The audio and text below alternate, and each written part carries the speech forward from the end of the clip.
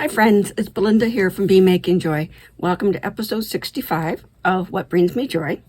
I am a knitting designer, knitting pattern writer from Calgary, Alberta, Canada, and this podcast is where I share what's on my knitting needles, what projects I've just finished. It's often the first place where you get to see a sneak peek of some of the things that I'm designing, and it's also where I share the work that I'm doing, the projects I knit from patterns from other designers. Today I have several finished objects to share, and I have started a couple of new projects. It's been a while since I did a full episode. It's been a month since I did a full episode.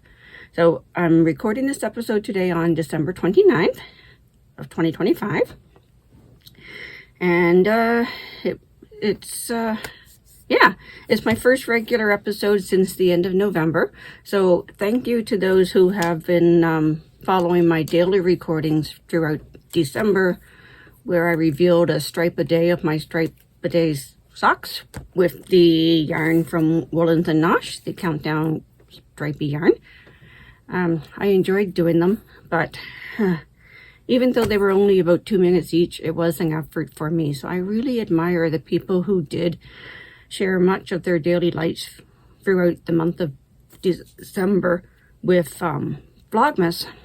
They were recording often throughout the day and editing it every evening. That is awesome. I'm just not that outgoing. Not yet, but I'm working on it. Anyway, let's start with finished objects, of course, with what I'm wearing. So this is the Ooey Gooey sweater, patterned by Andrea Mowry.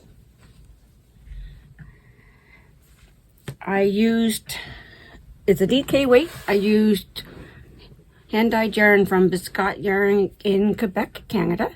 The base is called La Douce MCN. It's an 80% merino superwash, 10% cashmere, and 10% nylon. That's what the MCN stands for.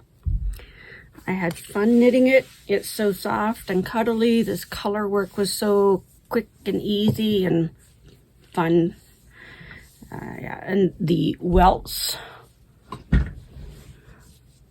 little bumpy lines, the welts, they're easy to do too, except that last row where you squished them up and made them into welts was a little slow for me, but the rest of it was really fast. The result is beautiful. I went longer in the body than the pattern calls for, and I'll insert a full length picture of me. So I wanted full coverage over my menopausal belly, so I went longer. Also because I felt that with such a warm yarn, I needed that full coverage. I thought about adding more of this lovely design on the bottom, but in the end I decided I didn't want the color work pulling in. I needed that beautiful drape. The pattern calls for an tubular bind off, which is what I did on the cuff. But then on the hem, I forgot to do the 2 setup rows for that bind off. So I just did the sewn bind off without the setup part of the tubular. So you can take a peek at what the difference looks like. Just the sewn bind off, it just looks like the stitches just drop off. But with the tubular, it looks like they roll over. I love it. Yeah, I am very satisfied with this project. The next finished object to talk about is the stripy socks that I did with the Woolens and Nosh 2025 Advent yarn. There's a QR code on the back that links to the information about it. This year's theme is knitting in the Pacific Northwest, which this picture is the inspiration. All of the colors are inspired by the beautiful landscape of the Pacific Northwest. You have 2 identical 50-gram skeins caked up and hidden inside the canvas bag. 2 strings from the center pulls were hanging out the side, and started with the neutral color, which was a brown. So you could cast on without having to look in the bag. And then you knit up the next color, which it started with a nice beautiful blue. And then you can keep knitting until you get to the next section of the brown neutral. And then that was quite a long color between them. And then when you get to the brown neutral, you stopped and waited for the next day. And I was getting 3.5 rows of color out of the color section and 1.5 out of the brown section.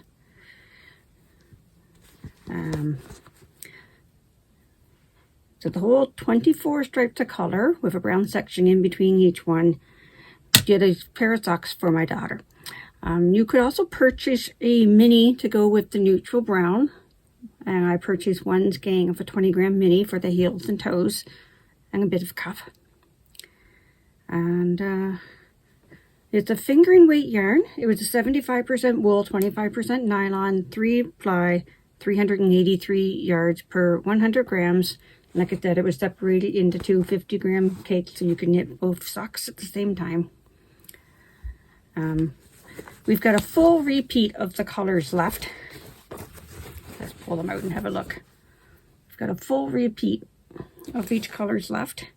They were beautifully caked. This was just the first little bit of yarn barf I've gotten in the whole project. They were beautifully wound cakes. It went very smoothly. So there's enough yarn left here to do another pair of socks. I'm debating whether to find another brown to match the neutral in between the stripes to do heels and toes. Then I could make a pair for my husband to match the pair I did for my daughter. Or I might just start the toes at the start of this blue and just use up the stripes as they come and not do any contrast heels and toes. And for myself, at a smaller circumference, I would get a pair of socks just with these. So for my daughter, I did a 64 stitch sock on 2.75 millimeter needles. I think she likes them. She wore them for several days in a row when I gave them to her. So I'm inserting pictures for her, for you, of her feet. I am noticing now that her ankles are a bit skinnier than her foot, so perhaps the next pair of socks I will make, I will play with adjusting on that for her leg sizing. Yeah, I think that's all there is to say about that. Just admire the beautiful socks. They're lovely. Those are lovely colors. And it well matched the color scheme in the bag on the inspiration photo. So again, very pleased with that project. I started those on the 1st of December and finished them on the 24th. And in the meanwhile, another project that I had finished was the One Love shawl by Joji Locatelli. Let's find the right side. That's the right side. This was her mystery knit along in November. I used the yarn by Leal and Roxy on their 80-20 sock yarn, which is 80% superwash merino, 20% nylon, in the color Boreal. So it was released in 4 clues, each one using the same stitches. I'm not sure which way it's supposed to go. I'm not sure if I'm supposed to have that much of a hump.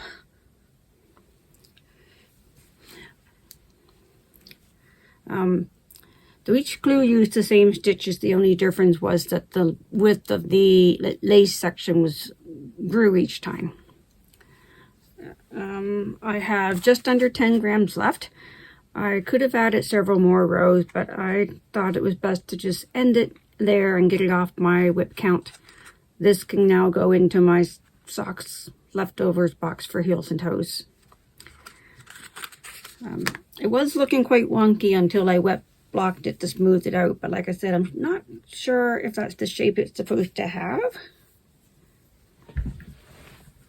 Let's see if I can give you a full view. It feels odd to have the picots at the top though, so maybe it wasn't supposed to be so humpy. or it just wraps around the neck. Another chair. But it will get worn just loosely around my neck with a burgundy and green skirt that I have. So it does go quite nicely with the kind of burgundy color. So there. Another finish. I finished 2 more of my dishcloths, my Three Sisters Mountain dishcloths. This pattern is now available for free on my blog at bemakingjoy.ca/blog. And there are no ads on my website, so you should have no problem with getting the pattern straight from the blog page. I created this center graph using a line drawing of the Three Sisters Mountains here in Calgary, Alberta, which is an hour from home, an hour and 15 minutes from home here. I designed it because we are having a Jehovah's Witnesses convention here in Calgary in the summer and expecting a lot of visitors, and we were brainstorming gift ideas to give to our new friends. So I've made several of these now. There were 4, I think I showed you in the last episode. I get them up to 6. Is that several? I don't know. I gotta admit, I'm getting a little bored of it. I think maybe it's time to find some pretty new colors. I have some green I think I'll try next. I had been doing it, one came as a first project and one was a on the treadmill project, but I haven't been on the treadmill since November. And I haven't really been anywhere recently either to be needing to work out of my purse. But yeah, there will be more of these to come. So even though they're a finished object, they won't get crossed off my WIP Count list because I just started another one right away. So the one on the purse, one on the treadmill. Yeah. I did start some new projects in the last couple of weeks as well. So let me gather those and we'll talk about those. So a few weeks ago, I started knitting the jean cardigan pattern by Johanna Bohme, B-O-H-M-E.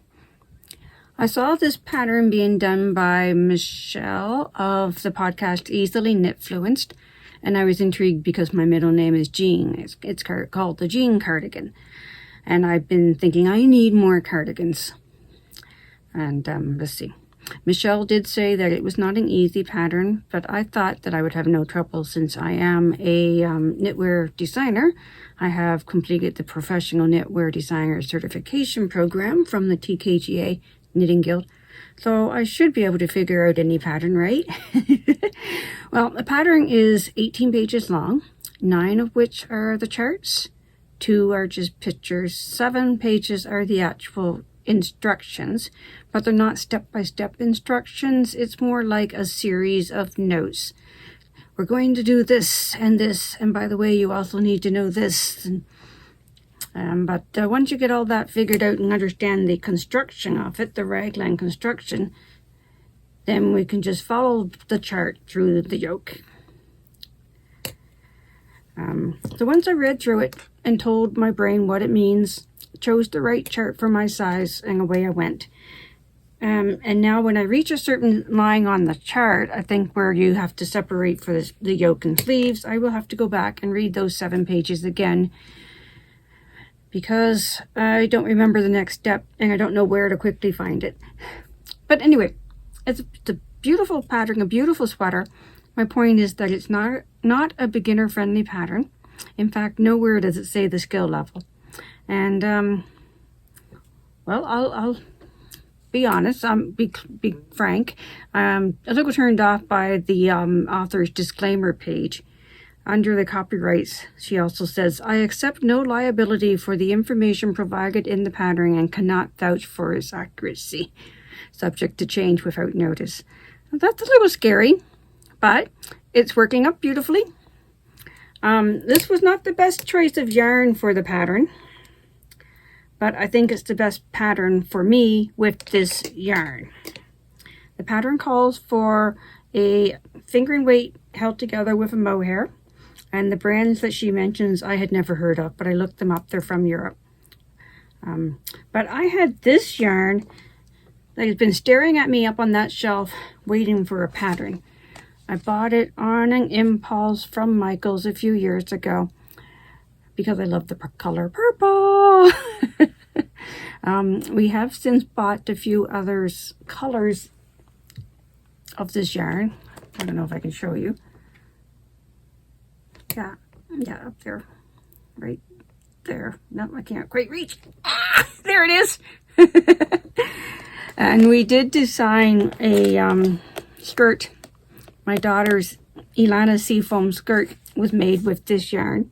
It's classified as a worsted weight, but it knitted up to a DK gauge. And I thought this pattern would work for it because it's a little fuzzy, so it will kind of mimic the mohair that the pattern calls for. I was trying to figure out what to do with this yarn. It's acrylic. I decided I did not want another pullover in acrylic because they get too hot, too warm, they don't breathe. I decided it needed to be a cardigan, so I chose this cardigan for it. Now it's lace.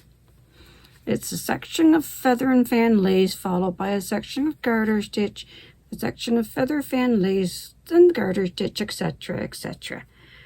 Almost the same stitch pattern as that Joji Locatelli's One Love mystery shawl used, but of course in a different quantity. It requires following the charts every round because after every raglan increase on every right side row, the stitch counts change, and where you start the lace repeat changes in order to make them stack up the middle. So I don't know if I can give you a good view of what it's looking like so far because it's bunched up on the needles and I don't want to lose all my stitches. But loving the lace pattern. There's not the greatest stitch definition with this yarn, but it's all right. To be honest, I didn't do a gauge swatch. The gauge swatch was to be done in this pattern, the lace pattern, and I thought rather than do a 6-inch square of the lace pattern, why don't I just do 6 inches of the yoke and check my gauge with that. So I haven't checked my gauge yet. I will, and get back to you on how that's working out. But I'm loving the fabric it's making. So I think it will be wonderful. Though I didn't really tell you much about the yarn. So it's from Michael's. It's Karen brand, Cloud Cakes. So it's fluffy. It's 100% acrylic, I believe. Let me grab my glasses, make sure I'm not giving you any false information. The color is called Purple Violet. 100% polyester. 760 yards for 240 grams. So like I said, when we did the skirt, it knit up at a DK weight gauge. It matched the same gauge I was getting on the same needles with the Knittle Soft DK yarn that I did my own skirt in. So I have 2 cakes. Is that what you would call this? A cake? Yeah. I had 2 of these up on the shelf here staring at me. So glad I finally decided to try something with it. And I'll be back next episode with that one to let you know how it's going. And then there's one more WIP that I cast on since we last spoke.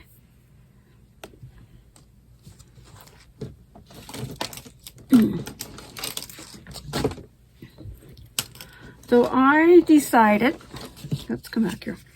I decided that I needed mittens to match my muscle burl hat that I made 2 years ago and that I wear all the time.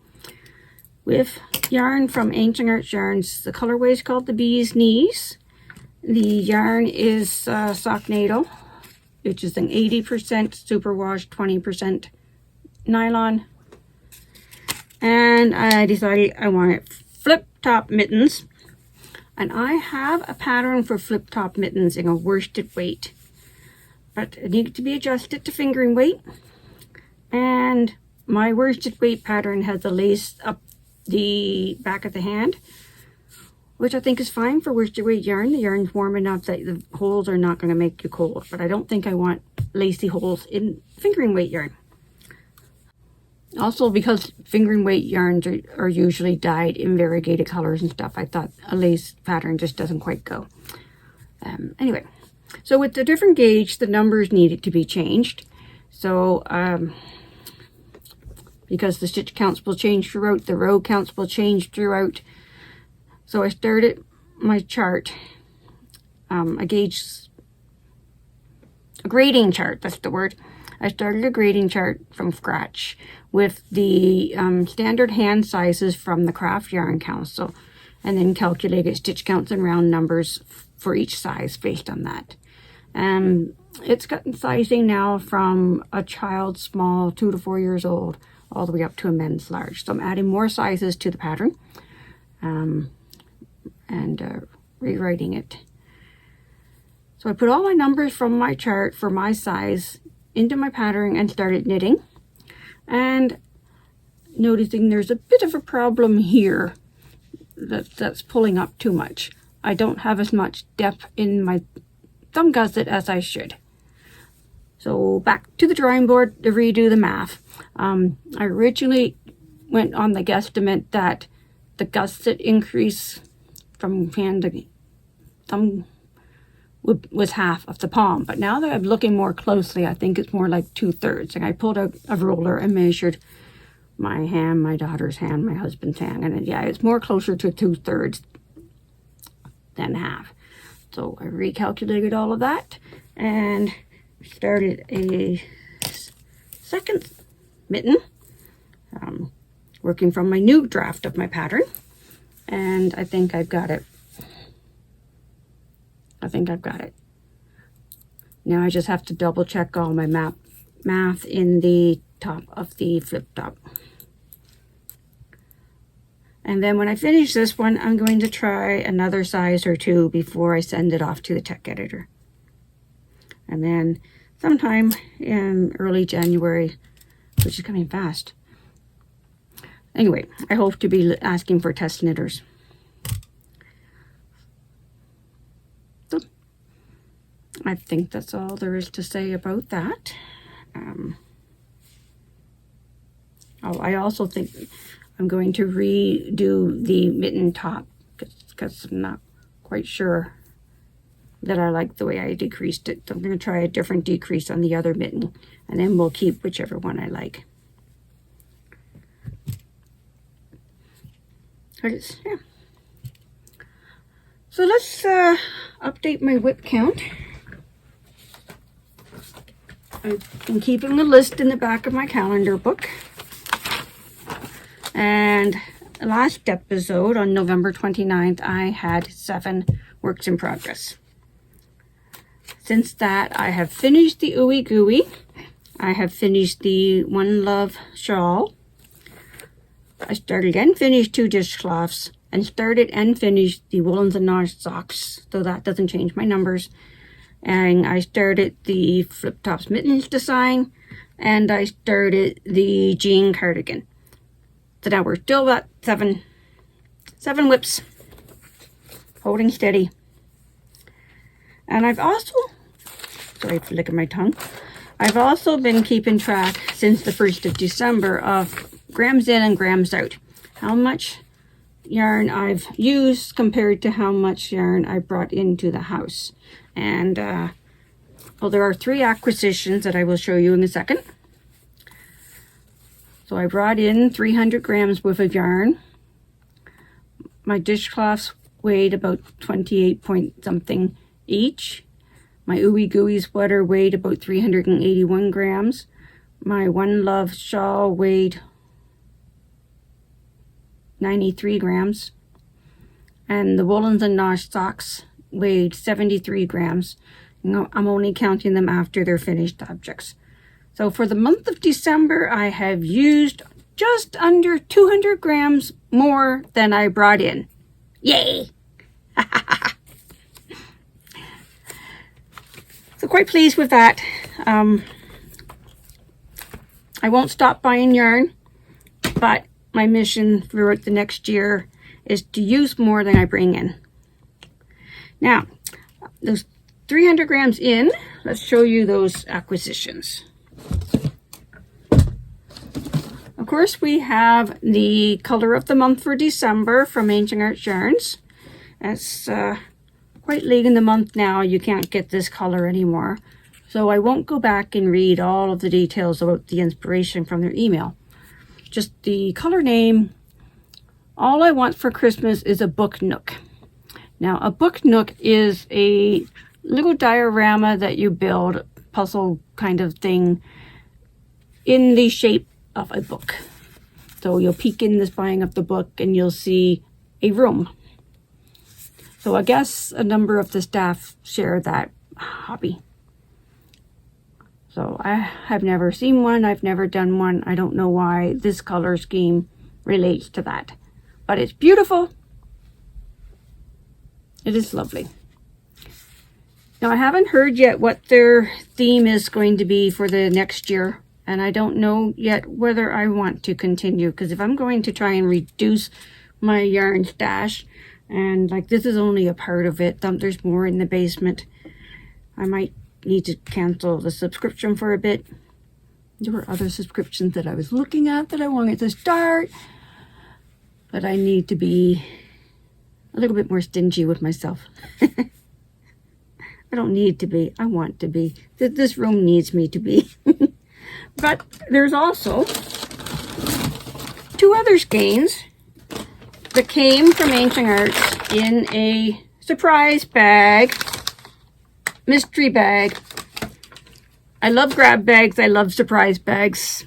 Always have, right from when I was a kid. I'd love to go to the candy store and just get a brown paper bag, surprise bag full of candy. And I love Ardene's. I did anyway, the mystery bag from Ardene's with various hair things and necklaces and stuff. So I love mystery bags, hence why I do advent calendars, even though I don't celebrate Christmas. So I bought that mystery bag. And then my husband and my daughters celebrate Christmas. And my husband, sometimes I buy a few things in places that he doesn't go to add to his. So when I gave him this bag and said, you can give these to one of the girls if you don't have enough gifts. He gave it back to me. Much as I don't want to celebrate, he still keeps including me, which is fine. It works out all right. We focus mostly on the family time together, and it's wonderful. But anyway, so these are from Ancient Arts Yarns. The base is called Revival. It's pretty much a recycled base. These are both 49% wool, 34% mohair, 11% nylon, 4% acrylic, and 2% silk. And they are absolutely very lovely. They're thinner, much thinner than the sock needle. Maybe more of a lace weight. 430 yards to 100 grams.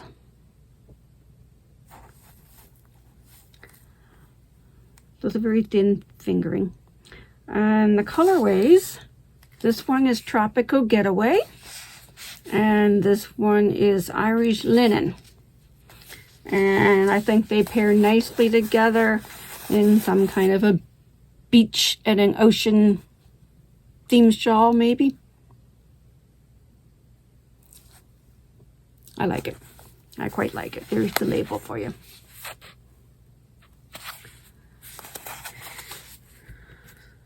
So that's, I think, all there is for this episode. So thank you for watching. And if you've enjoyed my work, please give me a thumbs up so that other people can find it. And please tell me in the comments what's been bringing you joy this week. And if you have any questions, feel free to put them in the comments or message me. You can find me everywhere as Be Making Joy. I'm on Facebook, Instagram, Threads. I think that's it. And Ravelry and Etsy. And my website, bemakingjoy.ca. So everybody, thanks for watching. Happy knitting, happy crocheting, happy weaving, happy diamond dotting, happy painting, baking, modeling, jigsaw puzzling, whatever it is that you like to do, go make some joy.